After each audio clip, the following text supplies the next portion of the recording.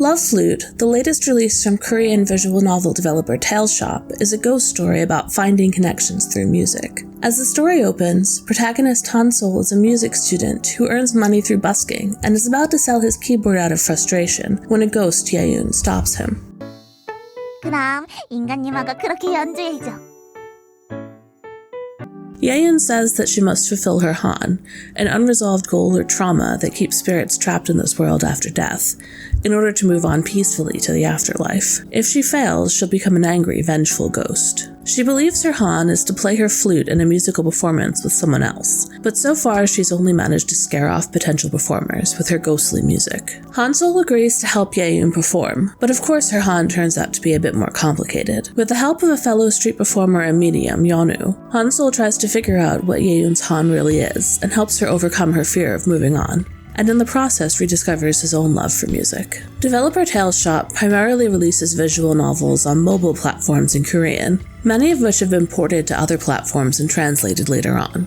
Love Flute was released on PC and mobile at about the same time, but oddly it's the first game of theirs I've played that felt designed for mobile, with a story broken up into bite-sized chunks that need to be unlocked by earning points via a repetitive task. The gameplay involves earning money through busking, but with the lack of strategy or interactivity, it might as well be the typical mobile idle game waiting or ad watching, for all it adds to the game. Aside from feeling pointless mechanically, the simulation game part of Love Flute doesn't fit in with the main story. The premise that the group is recording their busking sessions and uploading them to a YouTube analog to gain internet fame and earn more money is disconnected from the goal of fulfilling Yeon's Han, and the scenes unlocked as you reach follower goals don't fit into the timeline.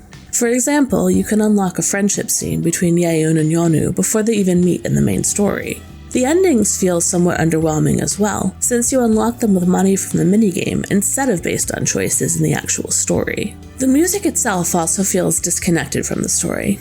It's all very adequate visual novel background music, mood-fitting and unobtrusive, but not particularly interesting. However, the narrative seems to describe the characters not only learning how to play together, but how to improvise together.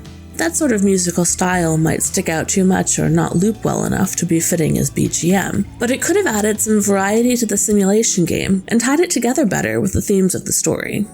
Setting aside the issue of story gameplay integration, though, Love Flute is a lighthearted but surprisingly dramatic visual novel, well-paced with a good balance of comedy to drama and enough unexpected twists to stay interesting. Both Yeon and Yeonu are fully voiced in Korean, which really helps the characters' playfulness come across, emphasizing the contrast between Yeon's sharp, mischievous teasing and Yeonu's deadpan dad jokes. The English translation reads smoothly even when it comes to the notoriously difficult to translate puns. The contrast between the soft-toned 2D art for the main story and 3D animated chibis for the minigame is a neat stylistic choice, and the presentation and UI feel polished. And despite my feelings about the simulation game as a whole, unlocking flavor text for the items you can buy to decorate your room is a fun little extra feature. The extras also include some bonus voice files, which unfortunately aren't subtitled. Despite the title, Love Flute isn't heavily focused on romance. Although there is a romantic connection between the protagonist and Yeon, it's inevitably temporary as she prepares to move on, and it's less about true love between them and more about a symbolic connection to the life that she's lost. You can't romance Yeonu either, which may disappoint some players. At one point, she even tells the protagonist to call her Unni, an honorific used by women for their female friends. And while I'm sure I'm missing some cultural nuance, that feels like hardcore friend-zoning. But I think that kind of relationship fits with Yeonu's personality, and is one more way to highlight the differences between her and Yeon, so I didn't feel like I was missing out on a romance route.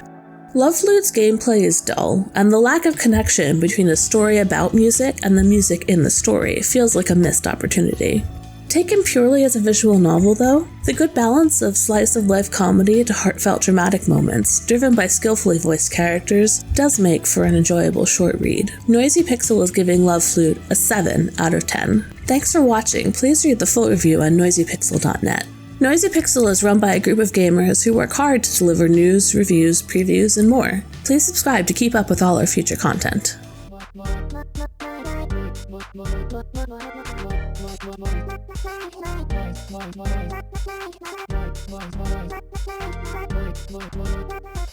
Voice effects.